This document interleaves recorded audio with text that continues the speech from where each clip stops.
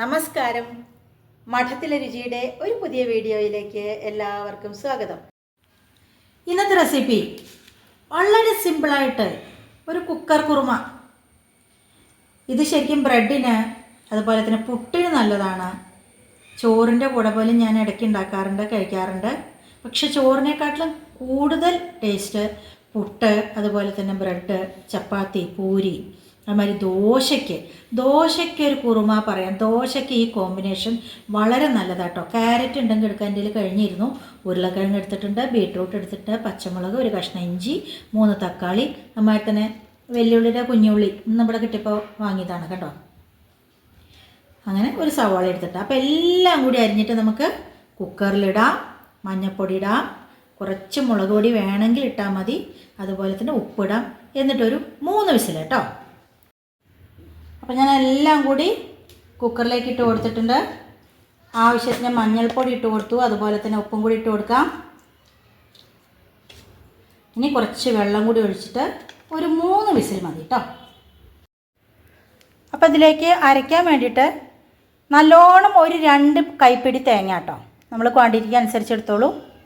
അതേപോലെ തന്നെ നല്ലോണം ഒരു 1/4 ടീസ്പൂൺ നല്ല ജീരകം, കുറച്ച് വെള്ളം ഒഴിച്ചിട്ട് നന്നായിട്ട് അരയ്ക്കാം. അല്ലാതെ അതിലൊരു മസാലപ്പൊടികളെ ഉപയോഗിക്കുന്നില്ല കേട്ടോ. അതാണ് ഈ കുറുമയുടെ പ്രത്യേകത.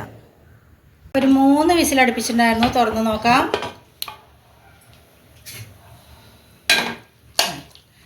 അസലായിട്ട് വെന്തിട്ടുണ്ട്. ഇനി ഒന്നുമില്ല, നമുക്ക് ആ അരച്ചത് അങ്ങോട്ട് ഒഴിക്കുക. പിന്നെ കുറച്ച് കുരുമുളക് പൊടി, മല്ലിയില ഉണ്ടെങ്കിൽ ഇട്ടോളൂ, ഞാൻ കരിവേപ്പില ഇടുന്നത്. പിന്നെ 1 ടീസ്പൂൺ മതി, ഇതിലേക്ക് എണ്ണ പോലും അധികം വേണ്ട കേട്ടോ. 1 ടീസ്പൂൺ വെളിച്ചെണ്ണ, അത്ര മതി. നമുക്കപ്പോൾ അരച്ചത് ഒഴിച്ചെടുക്കാം. ഒന്ന് ഗ്യാസ് കൊളുത്തട്ടെ.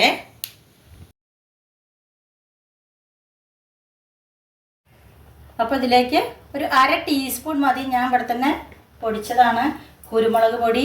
വേറെ ഗരം മസാല ആട്ടെ, മല്ലിപ്പൊടി ആട്ടെ, മുളക് പൊടി ആട്ടെ, ഒന്നും വേണ്ട. ഇത്ര സിമ്പിളായിട്ട് ദോശയ്ക്കൊരു കുറുമ നിങ്ങൾക്ക് ഉണ്ടാക്കാൻ പറ്റില്ലേ?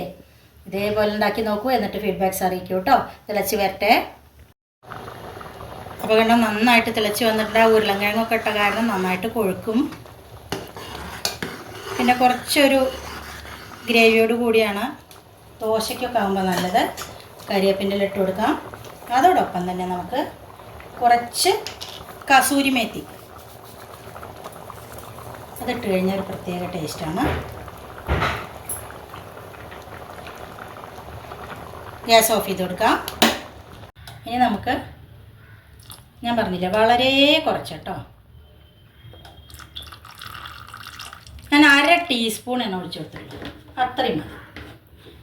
ഇനി നന്നായിട്ടൊന്ന് ഇളക്കുക, ഒന്ന് അടച്ച് വയ്ക്കാം. ഞാൻ ദോശ ഉണ്ടാക്കുന്നുണ്ട്, എനിക്ക് പുട്ടുണ്ട് അവിടെ. അപ്പോൾ ഒന്ന് 2 കൂട്ടാണ് കേട്ടോ. ഒന്ന് അങ്ങനെ ഇരിക്കട്ടെ, ഞാൻ ഒന്ന് അടച്ച് വെച്ച് കൊടുക്കുകയാണ് കേട്ടോ. അങ്ങനെ നമ്മുടെ ഉഷാറ് ചൂടുള്ള കുറുമ ഞാൻ കുറച്ചൊരു സെർവിങ് ബൗളിലേക്ക് മാറ്റുകയാണ്. ഹായ്. അപ്പോൾ കണ്ടോ, എണ്ണ അധികം വേണ്ട, മസാലപ്പൊടികളൊന്നും വേണ്ട. അതാണ് അതിൻ്റെ പ്രത്യേകത കേട്ടോ. നിങ്ങൾ ഇതേപോലെയൊക്കെ ഉണ്ടാക്കി നോക്കൂ. മുളക് പൊടിയൊന്നും അധികം ഇടണ്ട, ഒന്നും ഇട്ടില്ലെങ്കിൽ നല്ല ടേസ്റ്റാണ്.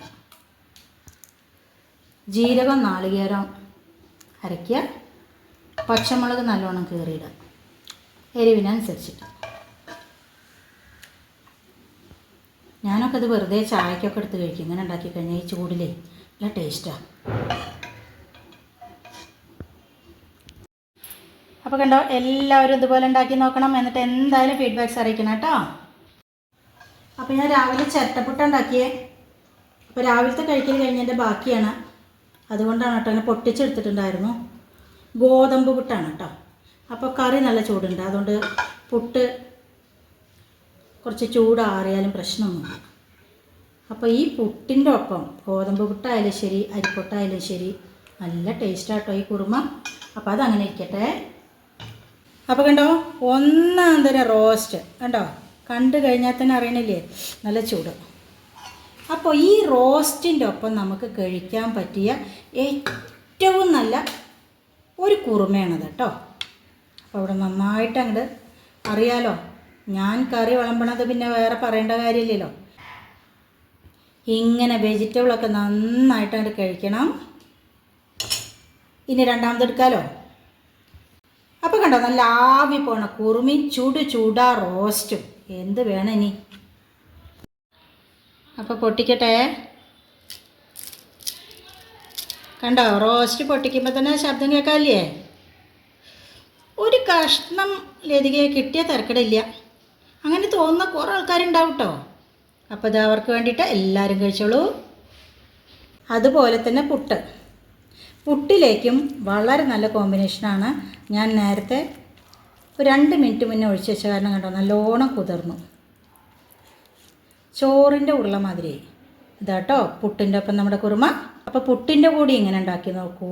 ചപ്പാത്തി, പൂരി, ദോശ എല്ലാറ്റിനും നല്ലതാണ് കേട്ടോ. അപ്പോൾ എല്ലാവരും കഴിച്ചോളൂ.